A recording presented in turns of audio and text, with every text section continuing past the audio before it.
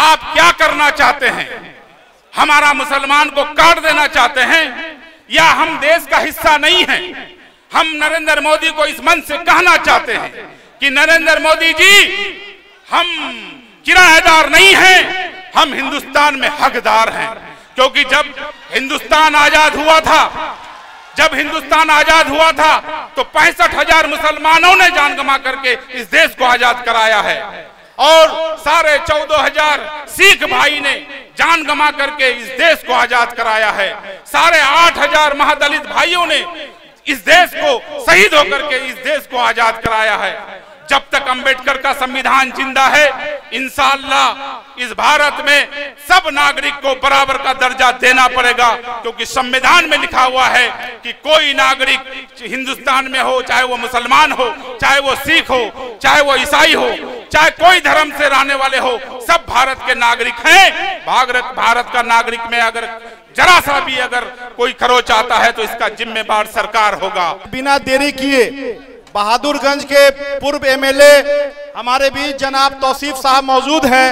मैं चाहूंगा कि जोरदार तालियों के साथ उनका स्वागत किया जाए ताकि ये तारीखी सरजमी इस बात की गवाही दे।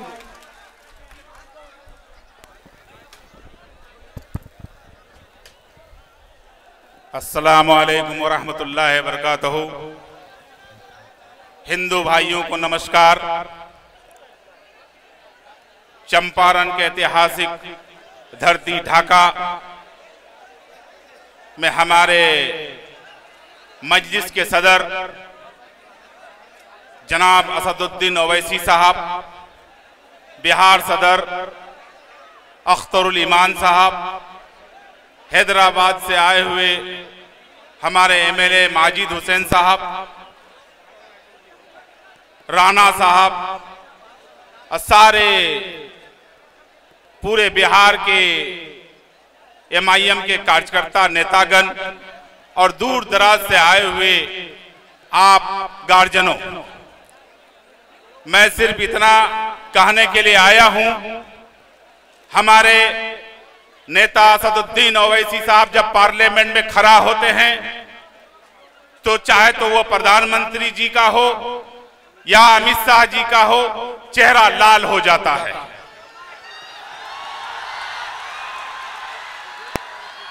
और उसको खौफ हो जाता है कि ओवैसी साहब क्या बोलेंगे, यानी पूरा ध्यान ओवैसी साहब के साथ रहता है।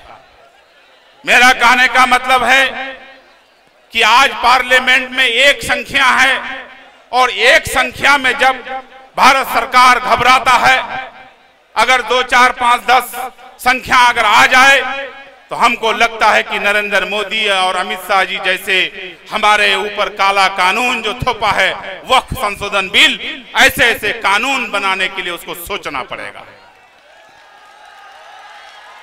आज भारत में हम लोगों के ऊपर काला कानून जो थोपा गया है, सिर्फ इसमें मुसलमानों को नुकसान नहीं है, आज हमारे मुसलमानों के ऊपर हाथ लगाया है, कल हमारे सिख भाई के ऊपर हाथ लगाएगा, परसों महादलित भाई के ऊपर हाथ लगाएगा। इसी तरह से भाई हमारा हिंदुस्तान को बांटने का काम करेगा ये नरेंद्र मोदी जी। मैं आप लोगों को ये कह देना चाहता हूं, मैं हिंदू भाई से भी कहना चाहता हूं कि बीजेपी जो है हिंदू और मुसलमान का राजनीतिक करता है। आज अगर हिंदू मुसलमान का राजनीतिक छोड़ दे तो नरेंद्र मोदी जी का हमको लगता है कि 20 सीट भी नहीं हिंदुस्तान में आएगा।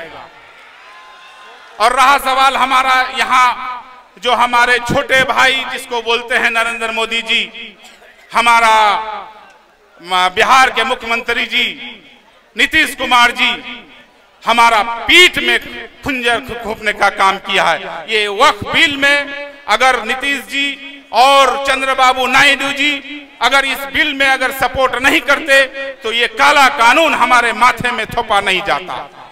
आपने धारा 370 को खत्म कर दिया, आपने 3 तलाक का मामला हम लोग के ऊपर थोपा, आपने ये वक्फ बिल संशोधन काला कानून हमारे माथे में थोप दिया।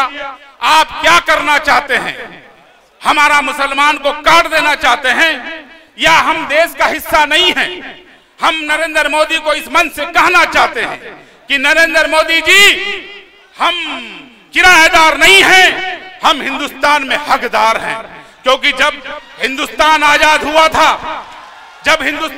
हुआ था तो 65,000 मुसलमानों ने जान गंवा करके इस देश को आजाद कराया है और 14,500 सिख भाई ने जान गंवा करके इस देश को आजाद कराया है।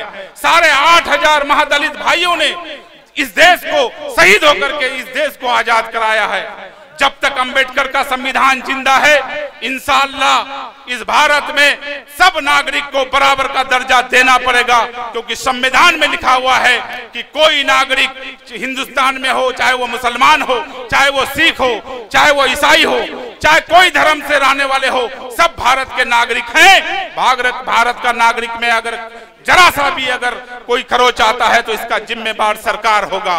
मैं कह देना चाहता हूं कि हम लोग एकजुट का परिचय दें और बिहार में हम लोग, मैं सीमांचल से आप लोगों तक कहने के लिए आया हूं कि हम लोग सीमांचल वासी एक हो चुके हैं, सीमांचल वासी एक हो चुके हैं और इस बार बिहार में 20 सीट सीमांचल वासी देने जा रहे हैं।